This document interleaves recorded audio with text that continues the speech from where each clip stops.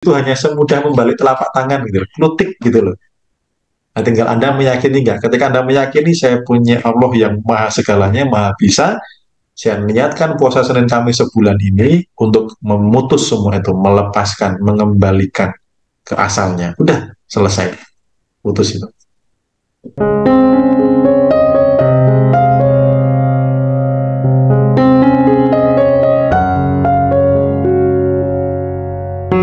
Silakan Kak Esa, boleh dinyalakan mic-nya?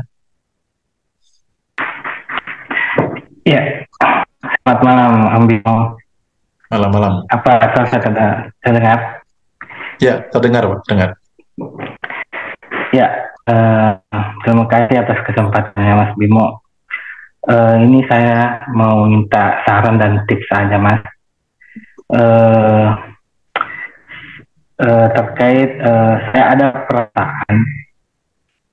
Jadi saya kan orangnya itu eh, biasa bersedekah, biasa eh, berbuat baik, tapi akhir-akhir ini eh, kok ada muncul perasaan tidak nyaman, Mas Bimo, kalau orang tua yang minta uang ke saya. Hmm. Saya sadar bahwa perasaan ini salah dalam hatiku, tapi perasaan itu seketika aja muncul. Tapi saya tidak tahu harus berbuat apa. Tapi saya sadar bahwa ini nggak boleh. Ini kita tuh harus berbakti sama orang tua. Nah, sebelum itu, Mas, pernah ada kejadian. Uh, Uang saya kan termasuk ada usaha, Mas Bimo. Usahanya itu di, kalau orang tua lihat, wah rame nih usahanya, bisa orang tua nggak pinjam nih uangmu, ya, aku pinjamin. Tapi biasa ya, namanya orang tua kita harus ikhlasin. Jadi biasa dilupain. Jadi setelah kejadian-kejadian itu berulang, tapi kok kalau orang tua mau minta uang atau pinjam uang, kok ada perasaan kayak nggak nyaman gitu, Mas Bimo. Aku minta saran dan tipsnya bagaimana apa yang harus saya lakukan, Mas Bimo, atas hal ini. Oke, Kak Aisyah. Jadi sebenarnya Kak Aisyah ini suka berbuat baik, suka sedekah gitu. Tetapi ketika dengan orang tua kok nggak nyaman, bahkan memberi kok nggak nyaman, bahkan sampai pinjam dan lain sebagainya ya gitu. Nah, saya pernah punya pengalaman juga, itu bahkan menjadi belief system penghambat saya. Ketika saya punya uang, saya tuh bahkan sampai ada doa yang tidak terucap. Saya mending nggak punya duit banyak deh gitu. Kenapa? Karena sebel ketika kelihatan punya duit dikit orang tua tuh mesti minta. Kelihatan duit dikit orang tua masih minta. Dan itu saya sebel gitu. Kalau minjem sih nggak pernah ya. Pernah sih ada kalimat itu. Tapi saya selalu bilang saya nggak mau minjemin. Jadi saya hanya kasih gitu. Nah, itu membuat saya punya belief system. Saya mending nggak punya uang banyak deh. Nanti cuma dimintain bapak. Gitu. Nah, setelah saya belajar tentang belief system, akhirnya saya begini. Oke deh, sekarang ini saya sadar ini menghambat finansial saya. Jadi yang namanya anak itu harus berbakti semaksimal mungkin dengan orang tua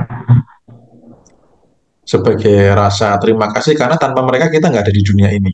Gitu ya. Mereka adalah malaikat kedua yang dititipkan olehnya untuk mendampingi kita. Ya. Jadi terserah Bapak mau minta uang berapapun, ya saya pokoknya maunya duit banyak. Saya maunya duit banyak. Ada beberapa yang tidak saya turuti juga. Ada beberapa yang saya turuti. Ya, minta traktor untuk sawah karena kan orang desa ya. Jadi ada macam-macam lah banyak hal yang tapi banyak hal juga yang saya tolak. Yang tidak sesuai. Maksudnya kalau kok motivasinya kayaknya mau buat pamer ya, saya akan selektif gitu. Tapi kalau memang untuk kebutuhan ya oke gitu. Nah, ini perlu dicek Kak Esa, ada apa gitu ya. Kak Esa ini boleh tahu anak keberapa? Saya anak pertama, Mas, Anak pertama. dari dua bersaudara. Oke. Sebelumnya mohon maaf ada peristiwa keguguran nggak Ibu? Sebelum Anda? Eh, i- Kalau setahu saya nggak pernah cerita, Mas. Oh, nggak pernah cerita ya? Berarti Nggak ada kemungkinan anak pertama setahu ya? saya. Iya. Oke. Karena anak pertama itu Iya. harusnya itu dekat dengan Bapak, harusnya. Nah, jadi memang harus ada kesadaran baru sebelum orang di luar sana Anda sedekahi, Anda memastikan orang tua Anda ini dimuliakan dulu, ya. Karena itu bagian menjadi tugas pokok sebagai anak. Nah, kalau tidak nyaman, coba cek nih, ada apa? Ketidaknyamannya apa? Adakah sugesti di masa lalu? Adakah masalah uang di masa kecil yang membuat Anda bersinggungan dengan Bapak? Mungkin pernah minta-minta sesuatu di Iya. masa kecil atau apa gitu. Iya. Ini lebih ke ibu sebenarnya, Mas. Hmm, Mas Bimo. gimana soal Ibu? Eh, ada dulu. Aku Hmm, kan punya adik, Mas. Sementara hmm, lagi sekolah. Jadi ibu saya ini suka umpetin uang untuk adik saya yang sekolah tanpa oh, sepengetahuan bapak saya. ya, ya, ya. Nah, ibu saya ini kan eh, sering tanyain ke saya, kirimin tuh adikmu ini. Cuma saya kan eh, agak-agak sependapat juga sama ayah saya. Eh, jadi kayak saya merasa kayak aneh banget nih, kayak bagaimana sih rasanya. Baru ibunya bilang, pinjam dulu, nanti aku kembaliin. Tapi aku Hmm, kasih aja niatnya, enggak usah diembaliin, ini untuk ibu. Cuma kayak ada rasa-rasa bohong begitu, ada rasa-rasa bohong hmm. kayak gitu, campur aduk, Mas Bimo. Iya, iya, iya. Itu memang harus diberesin sih sini. Jadi kalau misalkan sempat ada luka dengan kok kayaknya terlalu menspesialkan adik dan lain sebagainya, memang perlu diberesin. Coba nanti saran saya, kalau berani ya Mas ya, karena apapun itu bentuknya orang tua itu harus kita sayangi, harus kita kasihi, supaya nanti ini tidak menghambat rezeki ke depannya dan tidak nurun ke keturunan berikutnya. Apapun problem dari sini, teman-teman Bapak Ibu semuanya, pola masa lalu jangan sampai turun ke bawah. Dan ini untuk memutusnya itu sederhana, simple. Coba kalau berani ya lakukan basuh kaki orang tua.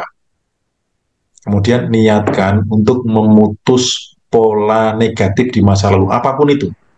Mau pola hutang, mau pola ketidakjujuran, mau pola apes, mau pola cerai termasuknya ya. Karena kadang pola cerai itu nurun loh ya. Ketika saya amati orang yang bercerai ya bapak Yeah. ibunya atau simbah-simbahnya gitu bercerai gitu. Jadi pola-pola ini akan nurun termasuk dalam hal kebohongan finansial dan lain sebagainya supaya keturunan setelah kita dan keturunan setelah kita tidak mengalami hal yang sama. Jadi nanti basuh kakinya sama ketika basuh kaki niatkan saja untuk memutus pola negatif dari orang tua dan keturunan sebelumnya. Jadi niatkan tapi nggak usah diomongkan ya karena bisa jadi nanti orang tua tersinggung yang merasa kok Ya. disalahkan gitu tapi nanti ketika yang diomongkan niatkan aja saya mohon doa restu supaya hidup saya jauh lebih baik lebih berkah lebih apa namanya lebih dimudahkan izinkan saya untuk lebih berbakti kepada orang tua sebagai simbolnya saya mau basuh kaki Bapak Ibu nanti basuh kaki sambil minta maaf dan dalam hati niatkan saya niatkan bersamaan dengan saya membasuh kaki ini pola-pola negatif di masa lalu termasuk kutu keturunan dan apapun yang tidak saya tahu bahkan saya tidak tahu menahu dari keturunan sebelumnya yang negatif diputuskan itu jadi Ya, niatkan ya, untuk ya. itu habis itu nanti rasakan seperti kayak ada guyuran air es dari atas ke bawah dan nanti tiba-tiba nafas menjadi lega, menjadi plong, menjadi enteng. Wow, ini luar biasa sekali. Nah, dari situ yakini bahwa semua pola negatif sudah diputuskan dan itu terputus. Karena itu yang saya lakukan. Itu yang saya lakukan. Saya dulu juga punya hal luka yang terkait dengan uang dan lain sebagainya. di orang tua gitu. Jadi setelah itu saya bereskan, rezeki naiknya luar biasa gitu. Iya, iya, iya. Itu ya Kak Aisyah Terima yang kasih bisa banyak, Mas. saya. Terima Ya, kasih. oke, sama-sama. Oke, dari Kak Catur dulu ya. Kak Catur, gimana cara masuk circle orang kaya yang positif? Boleh bagi pengalaman lebih dong, gimana pertama kali nemu circle orang kaya? Ya, tadi sebenarnya sudah saya jawab sih. Untuk circle up itu caranya gampang ya. Cara tersimpel adalah ikut kelas yang biayanya mahal. Pasti Anda ketemu orang-orang kaya. Kemudian nongkronglah di tempat orang kaya. Lalu kalau dari dalam diri ya, yang tidak kelihatan dari sisi vibrasi, Anda jangan, sorry, Anda jangan menjaga jarak dengan kekayaan. Contoh begini, waktu lagi lewat gitu ya, terus kemudian tuh nongkrong tempat nongkrongnya orang kaya tuh, gitu. Nah, emang Anda nggak kaya, atau Anda menyalahkan uang gitu. Wah, gara-gara uang nih Indonesia hancur gitu kan. Gara-gara uang tuh, gara-gara rebutan warisan tuh keluarganya pada hancur. Jadi Anda jangan memancarkan getaran-getaran yang itu Anda membenci uang. Karena ketika Anda tidak suka, berarti Anda tidak nyaman. Ketika Anda tidak nyaman, berarti Anda menjaga jarak. Nah, ketika Anda tidak suka dengan kekayaan, lihat tetangga beli mobil nggak suka, lihat tetangga tambah kaya nggak seneng, lihat pencapaian temennya berhasil nggak ikut seneng, berarti Anda sedang menjaga jarak dengan kekayaan. Nah, ketika Anda menjaga jarak dengan kekayaan, ketemu dengan orang kaya, mereka bisa jadi nggak nyaman gitu loh. Vibrasinya tuh kayak tabrakan, bukan saling melebur, tapi tabrakan kayak greg greg greg. Ini kenapa ya orang kok begini itu? Nah, itu bisa membuat orang kaya ini kurang nyaman. Jadi sebelum ketemu dengan mereka, cintai dulu kekayaan, cintai dulu uang. Lalu ya tariklah. Saya meniatkan menarik orang-orang kaya menjadi sahabat saya, menjadi partner saya, karena saya adalah orang baik, saya orang tanggung jawab, saya amanah, saya pebisnis hebat. Walaupun belum jadi pebisnis hebat, tapi pancarkan aja. Saya adalah partner yang terbaik dan lain sebagainya. Nanti ketika mereka melihat Anda, ada sesuatu yang beda dari anak ini. Coba deh kenalan dan lain sebagainya. Nanti akan ada sebuah perbedaan. Jadi dari vibrasinya juga dilakukan, dari sisi teknisnya itu. Kalau mau instan, ikut kelas pengembangan diri yang harganya mahal, itu pasti orang kaya. Tinggal Anda kenalan aja. Nah, saya beruntung sekali waktu CEO Mastermind, itu teman sekamar saya ternyata orang yang kaya banget gitu. PT-nya aja 24 atau 25 gitu. Saya baru ada 3 nih. Ya karena beliau, saya diminta untuk bikin PT, terus bikin lagi, sekarang sudah ada 3 gitu. Itu karena circle tadi. Gitu. Jadi betapa dahsyatnya pengaruh dari circle orang yang lebih hebat. Gitu. Yang penting Anda jangan menjaga jarak dengan kekayaan. Gitu. Kak Christian mau ngobrol lagi? Silakan dibuka mic-nya. Malam Om, udah jelas suaranya. Jelas-jelas. Itu tadi barusan dari Kak siapa Kak Ezra ya, yang bahas masalah apa belief system dari orang tua.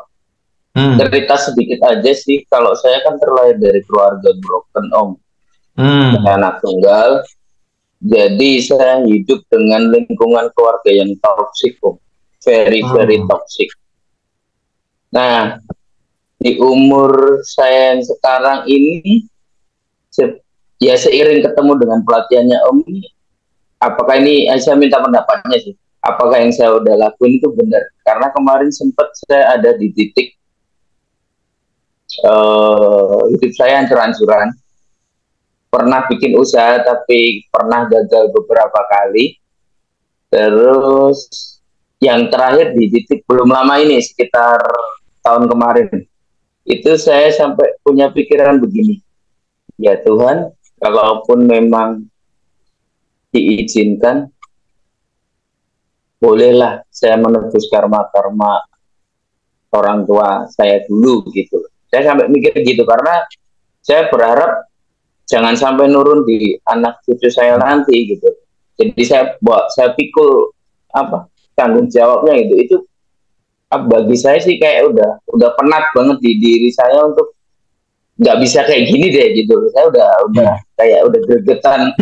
Saya pengen berubah tapi bingung mau ngapain gitu. Itu sih Om. kira-kira yang saya lakukan udah benar dan ataukah ada masukan buat saya gitu loh. Itu aja sih Om. Ya, jadi untuk terkait dengan memutus karma itu kalau saya nggak mau menanggung karma, memikul karmanya saya nggak mau. Kalau saya mending memutus. Kak Christian nih boleh tahu, mohon maaf nih, agamanya apa? Boleh tahu? Saya Muslim Om. Muslim. Nah, berdoa untuk minta diputus. Ya, kalau misalkan nanti ada dorongan sebagai simbolis, misalkan puasa Senin Kamis, jadi saya niatkan puasa Senin Kamis selama sebulan misalkan, untuk memutus semua karma leluhur. Dan di saat puasa itu, usahakan kegiatan duniawi dikurangi, tapi spiritualnya ditingkatkan. Jadi benar-benar diniatkan betul. Itu karena saya di proses memutus itu ada dua, satu dengan membasuh kaki tadi, yang kedua adalah dengan doa. Jadi pas kebetulan ada sebuah upacara keagamaan yang di situ berkaitan dengan memutus pola kutu keturunan. Padahal saya ikutnya lewat online, bukan offline. Tapi saya imani, saya juga mengalami hal yang sama, saya melakukan hal yang sama, dan saya sangat percaya sekali bahwa sudah dilepaskan. Nah, nanti tandanya apa? Tandanya berhasil adalah ketika Anda selesai melakukan prosesi itu, wih, kok aku jadi ringan ya, kok jadi lega ya, kok jadi happy ya, itu berarti sudah terputus.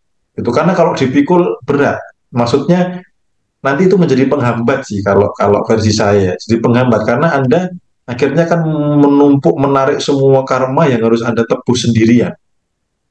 Gitu. Nah, jalan ke depannya ini loh, kalau Anda nggak kuat ini kan membahayakan.